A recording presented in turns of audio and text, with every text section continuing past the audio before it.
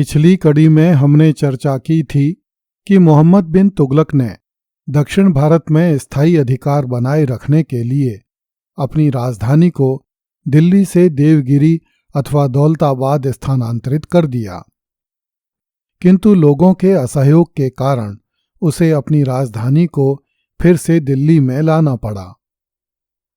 इस योजना से राज्य कोष का बहुत सा धन व्यय हो गया, क्योंकि इस कार्य के लिए दिल्ली से देवगिरी तक सड़कों का निर्माण एवं मरम्मत कार्य करवाए गए तथा देवगिरी में बहुत से महलों, मकानों, गलियों एवं बाजारों आदि का निर्माण करवाया गया। राज्य कोष के रीत जाने पर सुल्तान ने सोने चांदी की मुद्राओं के स्थान पर तांबे की संकेत मुद्राएं चलाईं। संकेत मुद्राओं का विचार मन में आने से पहले मोहम्मद बिन तुगलक ने भिन्न भिन्न प्रकार की मुद्राएं ढलवाई थीं, जो कला की दृष्टि से बड़ी सुंदर थीं। उसने दीनार नामक स्वर्ण मुद्रा चलाई तथा अदली नामक रजत मुद्रा का पुनरुद्धार किया। अब ऐसी सुंदर मुद्राएं ढालने के लिए सुल्तान के पास पर्याप्त सोना चांदी नहीं था, इसलिए उसने तांबे की संकेत मुद्राएं चलाईं। इतिहासकारों का मानना है कि उन दिनों न केवल भारतवर्ष में अपितु संपूर्ण विश्व में चांदी की कमी अनुभव की जा रही थी। चांदी की मुद्रा के अभाव के कारण लोगों को व्यापार तथा लेन देन में बड़ी असुविधा हो रही थी। इस असुविधा को दूर करने के लिए ही मोहम्मद बिन तुगलक ने तांबे की मुद्रा चलाने की योजना बनाई थी।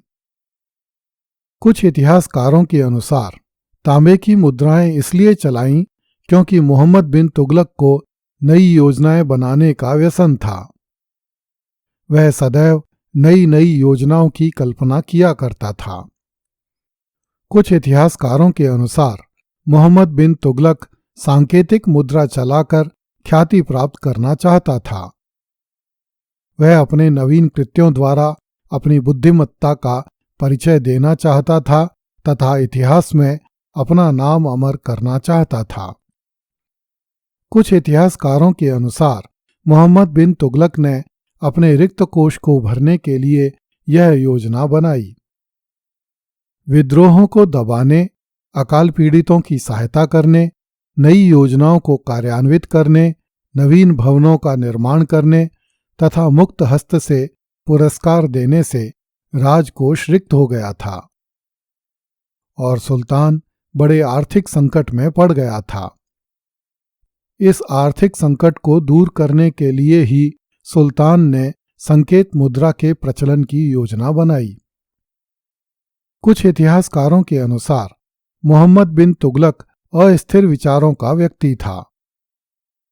जब उसने देखा कि चीन और फारस आदि देशों में संकेत मुद्रा का प्रचलन है, तब उसने भी अपने राज्य में संकेत मुद्रा चलाने की आज्ञा दी।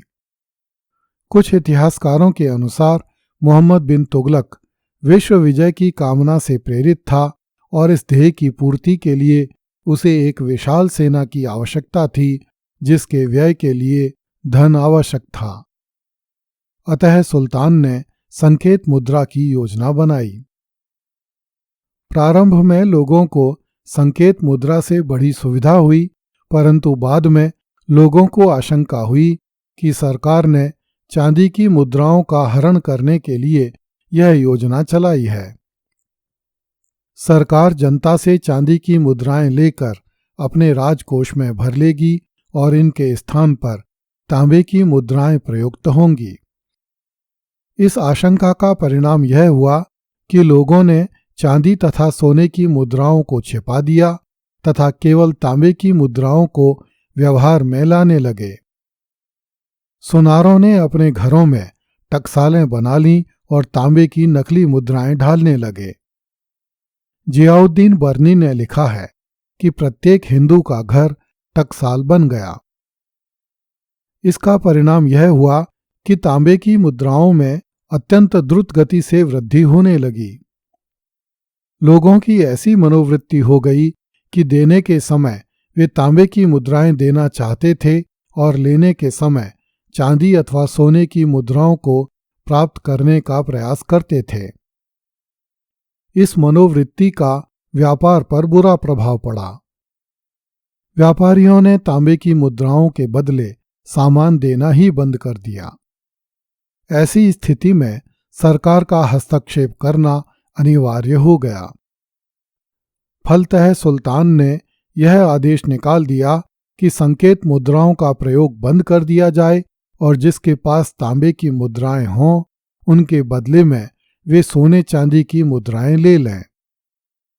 इस घोषणा का परिणाम यह हुआ कि सरकारी खजाने में तांबे की मुद्राओं के ढेर लग गए तथा राजकोष से रहा सहा सोना चांदी भी निकल गया। जब सुल्तान मोहम्मद बिन तुगलक को इस बात की जानकारी हुई तो उसने अपनी सेना को आदेश दिया कि वह लोगों के घरों की तलाशी ले तथा जहां कहीं भी सोने चांदी की मुद्राएं मिलें उन्हें छीनकर शाही खजाने में जमा करवा दे। इस आदेश की तत्काल पालना हुई। तुगलक के हजारों सैनिक दिल्ली की गलियों में छा गए। उन्होंने घर घर जाकर तलाशी ली, लोगों को मारा पीटा और सड़कों पर घसीटा ताकि वे धरती में छिपाई गई सोने चांदी की मुद्राओं के बारे में बता दें। इस कारण बहुत से लोग मार डाले गए और किसी के पास कुछ न बचा। जनता फिर से कंगाल हो गई। मुस्लिम प्रजा की बजाय हिंदू प्रजा को इन अत्याचारों का अधिक शिकार होना पड़ा क्योंकि मुस्लिम प्रजा के पास कहने के लिए था कि उन्हें यह धन सुल्तानों द्वारा इनाम के रूप में दिया गया था। इस धन को शाही सेनाएं नहीं छीन सकती थीं। इतिहासकारों ने मोहम्मद बिन तुगलक द्वारा चलाई गई संकेत मुद्रा की तीव्र आलोचना की है और उस पर पागल होने का आरोप लगाया है। परंतु वास्तव में यह योजना मोहम्मद बिन तुगलक के पागलपन की नहीं वरन उसकी बुद्धिमत्ता की परिचायक है। चीन तथा फारस में पहले से ही संकेत मुद्रा चल रही थी। आधुनिक काल में भी पूरे विश्व में संकेत मुद्राओं का प्रचलन है।